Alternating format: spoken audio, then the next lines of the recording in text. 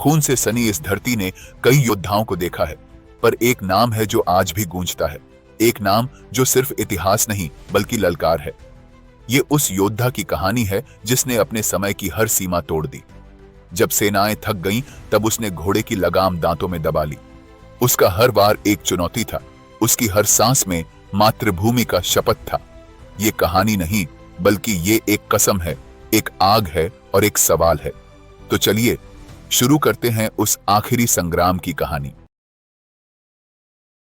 1858 की गर्मी में एक नाम था जो पूरे उत्तर भारत में बगावत की पहचान बन चुका था, रानी लक्ष्मीबाई। अंग्रेजी दस्तावेजों में उन्हें the most dangerous of all rebel leaders कहा गया था, मगर भारत के गांवों में उन्हें मां, वीरांगना और धरती की बेटी कहा जाता था।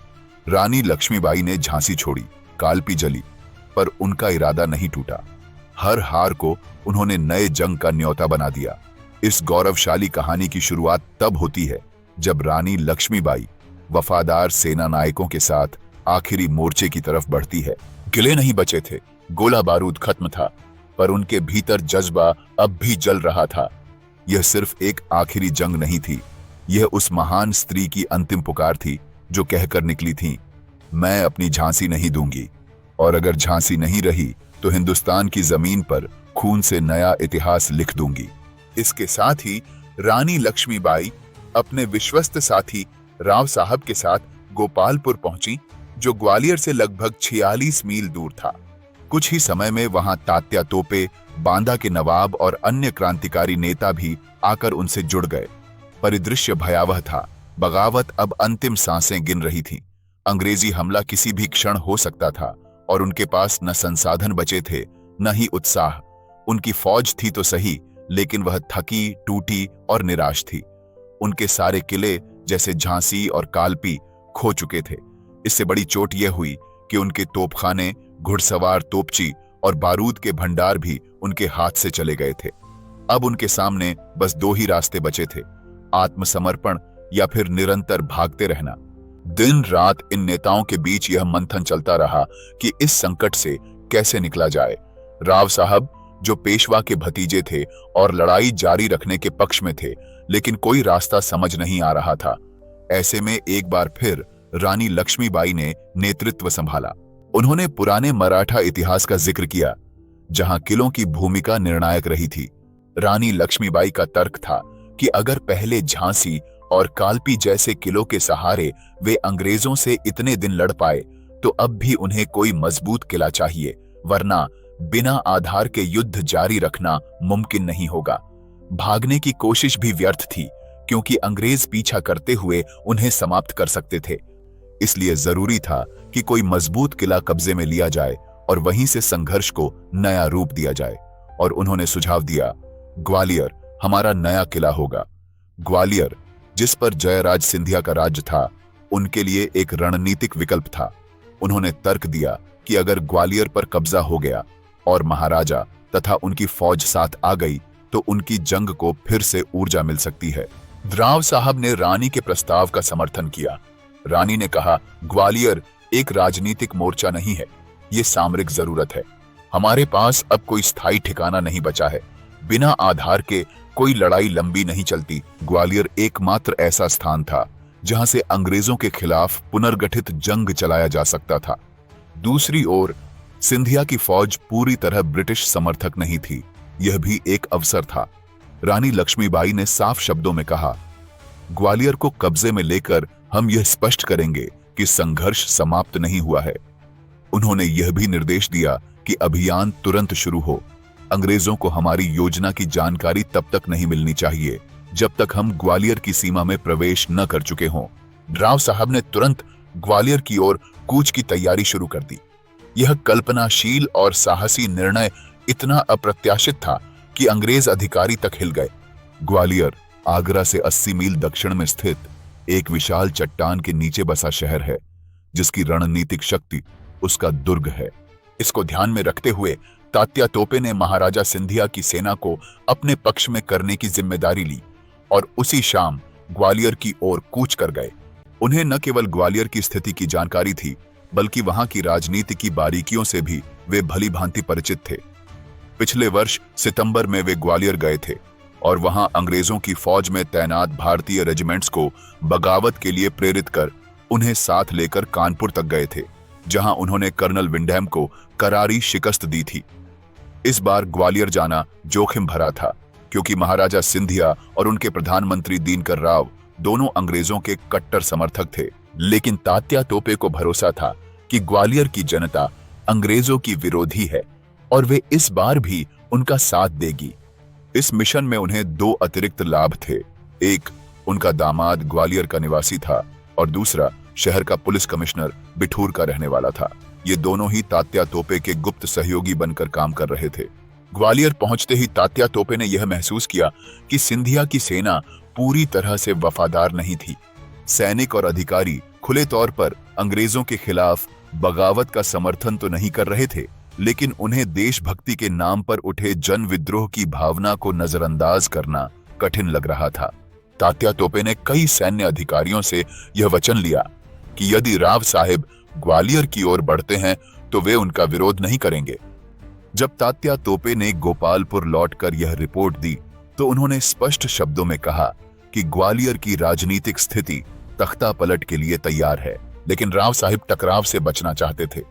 उनका उद्देश्य सिंधिया से स्वेच्छा से सहयोग लेना था, न कि बलपूर्वक। उन्होंने सम्मानपूर्वक संदेश भेजे कि वे दुश्मनी के इरादे से नहीं आ रहे, उन्हें केवल राशन और धन की आवश्यकता है ताकि वे दक्कन की ओर बढ़ सकें।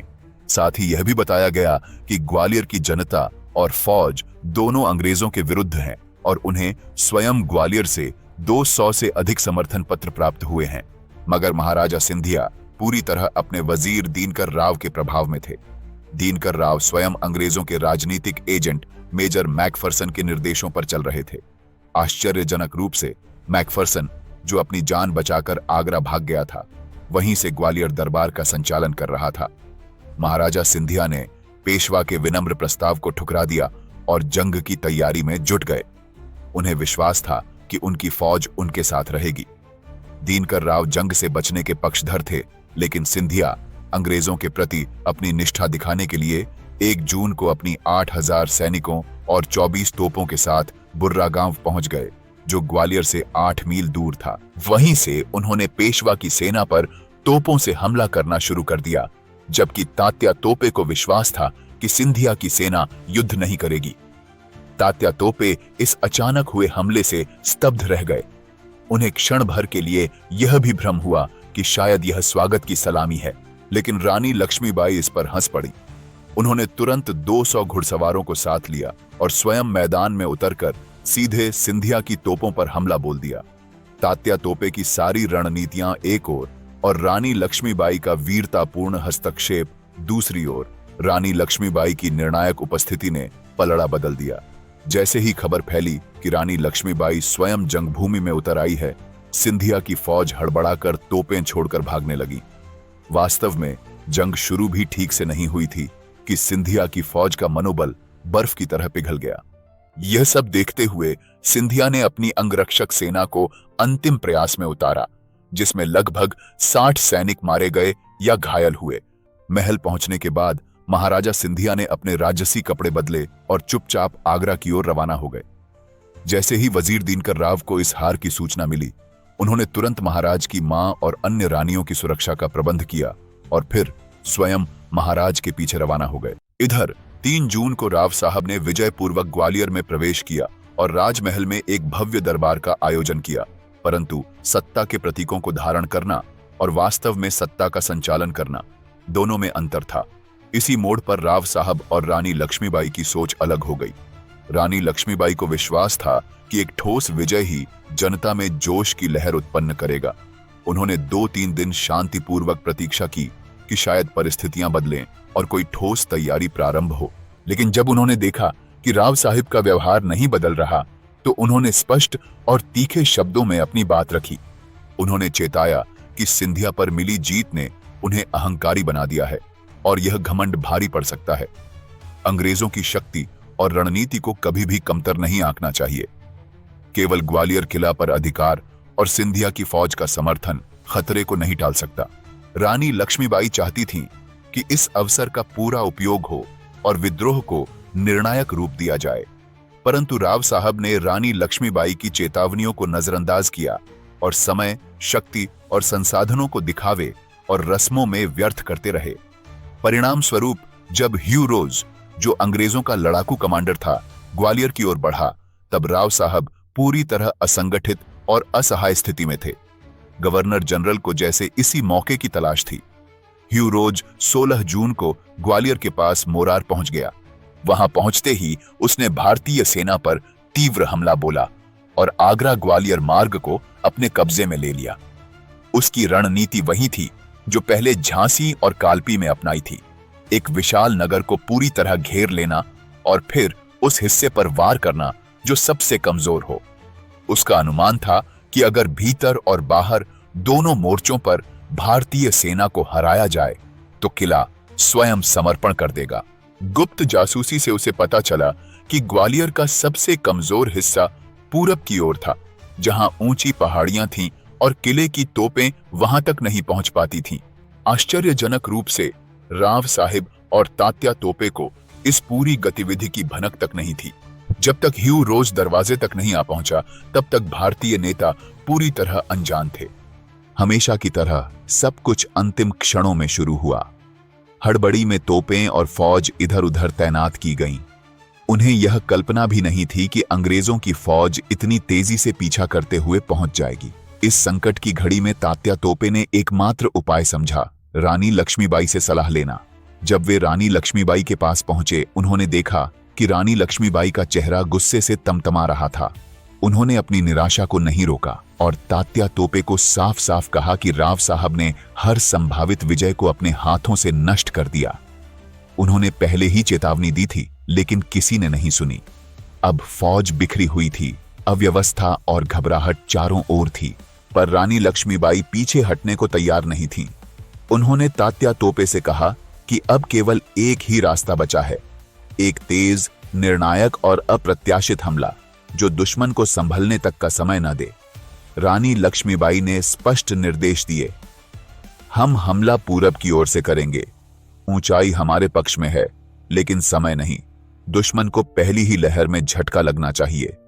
वे अपना फर्ज निभाने को तैयार थीं और उन्होंने तात्या तोपे से भी वही अपेक्षा की। तात्या तोपे ने उन्हें ग्वालियर के पूर्वी मोर्चे की जिम्मेदारी सौंपी और स्वयं अन्य तैयारियों में जुट गए। रानी लक्ष्मीबाई ने सैनिकों को सामने खड़ा किया और कहा, जिसे भी आज का सूरज आखिरी लग रहा हो वो पीछे हट जाए। बाकी सब याद रखो, अगर हम डटे रहे तो इतिहास हमारे नाम लिखा जाएगा, और अगर हम हारे भी तो हम में से कोई दुश्मन की कैद में नहीं जाएगा। उन्होंने तुरंत अपने फौजियों को इकट्ठा किया, लोहे का कवच पहना और तलवार उठाई। उनके नेतृत्व में फौज जंग की तैयारियों में जुट गई और मोर्चे की ओर निकल पड़ी। उधर ह्यू रोज और जनरल नेपियर ने मोरार छावनी पर कब्जा कर लिया था और भारतीय सेना को उस दिशा से घेर लिया था। ब्रिगेडियर स्मिथ और मेजर ओर्रर शहर से 4 मील दक्षिण पूर्व में तैनात थे ताकि कोई भारतीय सिपाही भाग न सके। 16 जून को जब स्मिथ अपने फौजियों के लिए पड़ाव डाल रहा था, रानी लक्ष्मीबाई ने अचानक अपने तोपखाने को आदेश दिया और जंग छिड़ गई। रानी लक्ष्मीबाई ने खुद पहाड़ियों के पीछे से हमला बोला, जिसकी तीव्रता इतनी थी कि स्मिथ को पीछे हटना पड़ा और उसकी फौज को बड़ा नुकसान हुआ। उस दिन स्मिथ आगे नहीं बढ़ सका, लेकिन अगली सुबह उसने भारतीय सेना को उनकी सुरक्षित स्थिति से निकालकर मैदान में लाने की चाल अपनाई। रानी लक्ष्मीबाई ने फिर अपनी फौज के साथ हमला किया, इस बार भारी तोपों के पीछे से। लेकिन तभी अंग्रेजों की घुड़सवार टुकड़ी 8वीं हुसर्स कैप्टन हेनियज के नेतृत्व में जंग भूमि में उतर आई। यह देखते ही रानी लक्ष्मीबाई ने पीछे संदेश भेजा, घुड़सवारों के लिए बाएं दल को तुरंत बाईं पहाड़ी की तरफ घुमाओ और पीछे से उनका रास्ता कट करो, सामने से कोई सीधे टक्कर में न जाए। लेकिन आदेश पहुंचने से पहले ही अंग्रेजों की टुकड़ी हमला कर चुकी थी। फिर भी भारतीय सेना डटी रही और अंतिम दम तक लड़ती रही। रानी लक्ष्मीबाई इस पूरे संघर्ष के बीचों बीच थीं, दोनों हाथों में तलवार, घोड़े की लगाम दांतों में दबाए हुए। वह दुश्मन से अकेले भिड़ रही थीं। तभी एक कार्बाइन की गोली ने उन्हें आ घेरा। रानी लक्ष्मीबाई घोड़े पर ही एक पल के लिए झुकीं, लेकिन उन्होंने लगाम नहीं छोड़ी।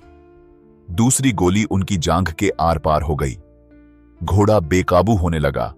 लेकिन रानी लक्ष्मीबाई ने लगाम दांतों में दबाई और घुटनों से कसकर कंट्रोल बनाए रखा।